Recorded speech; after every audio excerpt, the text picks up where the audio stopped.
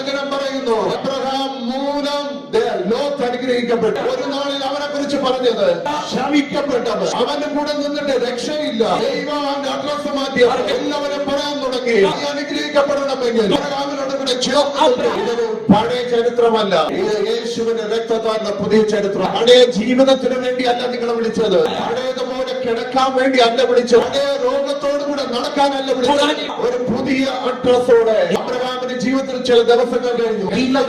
എല്ലാവരും നോക്കിക്കൊണ്ടിരിക്കുക, നാളെ എന്ത് നടക്കും, അബ്രഹാമിന്റെ ജീവിതത്തിൽ എന്ത് നടക്കും.